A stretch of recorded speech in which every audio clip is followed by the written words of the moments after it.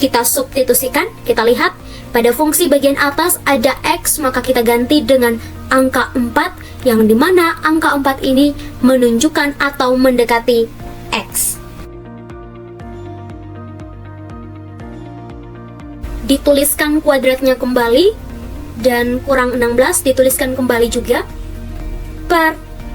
Kita lihat lagi pada fungsi bagian bawah ada X, maka kita ganti dengan angka yang dituju atau angka yang mendekatinya, yaitu angka 4. Kemudian ditulis kembali lagi kurang 4, sama dengan 4 kuadrat, sama juga dengan 4 dikali 4. 4 dikali 4 hasilnya 16. Dituliskan lagi kembali kurang 16. Kemudian di bawahnya dituliskan kembali. Maka 16 dikali 16 hasilnya 0. Kemudian 4 dikurang 4 hasilnya 0. Sehingga hasilnya yaitu 0 per 0. Ketika teman-teman mendapatkan hasil nilai limit dari 0 per 0 ini, maka langkah pengerjaannya belum selesai. Teman-teman harus melanjutkan langkah pengerjaannya. Jika teman-teman mendapatkan fungsi seperti ini, maka teman-teman tidak boleh tergesa-gesa dalam melakukan pemfaktoran. Karena jika teman-teman melakukan pemfaktoran dengan langkah yang sama pada soal sebelumnya, maka tentu tidak mendapatkan jawabannya. Teman-teman harus mengingat terlebih dahulu bentuk seperti ini, yaitu bentuknya X kuadrat kurang A kuadrat sama dengan X tambah A kali X kurang A. Kemudian teman-teman perhatikan pada fungsi bagian atas, agar kita mengetahui nilai A-nya, kita mengganti fungsi pada bagian atas ini, angka 16 ini, kita ubah menjadi bentuk lain, yaitu 4 kuadrat. Yang dimana 4 kuadrat ini hasilnya juga sama dengan angka 16. Setelah itu,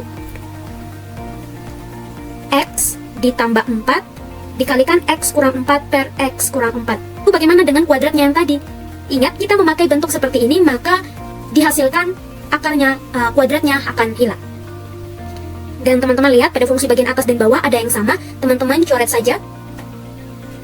Dan kita ambil dari sisa yang kita coret, yaitu X tambah 4. X tambah 4 ini kita substitusikan, yang dimana ada X kita ganti dengan X yang mendekati atau X yang dituju, yaitu 4. Di sini 4 ditambah 4. 4 ditambah 4 hasilnya 8. Maka ini dia nilai limit yang benar. 4 kurang X kuadrat per 3 kurang akar X kuadrat ditambah 5 untuk X mendekati 2. Teman-teman lihat sebaik-baik mungkin pada soal ini. Menurut teman-teman, apakah teman-teman akan melakukan pengerjaan ini dengan langkah seperti apa? Dengan cara seperti apa? Apakah dengan cara substitusi, pemfaktoran, atau dikalikan dengan sekawan? Jawabannya adalah dikalikan dengan sekawan. Mengapa? Karena jikalau kita menggunakan cara substitusi, maka jawabannya akan menghasilkan 0 per 0. Dan jawaban itu bukanlah yang diminta dari nilai limit tersebut.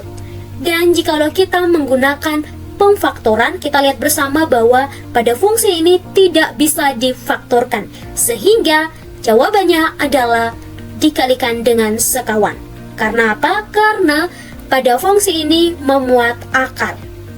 Dikalikan dengan sekawan artinya kita melihat pada fungsi bagian bawah ini ada yang memuat bentuk akar, maka kita tuliskan kembali dan kita rubah hanya tandanya saja. Artinya asal mulanya yaitu negatif, kemudian jika kita kalikan dengan sekawan, maka tandanya akan berubah menjadi positif. Jika dikalikan dengan sekawan tidak berpatokan, kita lihat pada fungsi bagian bawah, kemudian dituliskan kembali dan dirubah tandanya. Tetapi kita harus melihat pada fungsi bagian atas ini. Kita lihat pada fungsi bagian atas ini, jikalau misalnya bagian atas ini memuat bentuk akar, maka kita juga bisa tuliskan kembali bagian atas dan kemudian kita rubah tandanya. Jadi tidak berpatokan pada fungsi bagian bawah. Fungsi bagian atas dan bawah ini bisa dikalikan mana-mana saja. Tapi di sini kita kalikan sekawannya pada fungsi bagian bawah karena bagian atas tidak memuat bentuk akar. Setelah itu kita tuliskan kembali pada fungsi bagian atas dan fungsi bagian bawah kita operasikan. Kita lihat pada bagian tanda negatif, negatif dikali dengan positif X kuadrat hasilnya negatif X kuadrat. Kemudian negatif dikali dengan positif 5 hasilnya negatif 5. Setelah itu kita operasikan dengan bilangan yang bersifat sama, yaitu 9 dan 5. 9 dikurangkan dengan negatif 5 hasilnya 4. Kemudian negatif X kuadrat kita tuliskan kembali. Kemudian kita lihat lagi pada fungsi bagian atas dan bagian bawah, ternyata sama, kita coret. Kemudian dari sisa yang kita coret ini yaitu 3 ditambah dengan akar X kuadrat ditambah 5. Kita substitusikan dengan angka berapa? Dengan angka 2, yang dimana angka 2 ini adalah X yang mendekatinya. Kemudian dituliskan kembali kuadratnya, dan dituliskan kembali juga positif 5-nya. Mari kita lihat teman-teman pada bagian akar 2 dipangkatkan 2 dan 2 dipangkatkan 2 hasilnya 4. Kemudian ditambah lagi dengan 5, 4 ditambah 5 hasilnya 9. Maka akar dari 9 yaitu 3.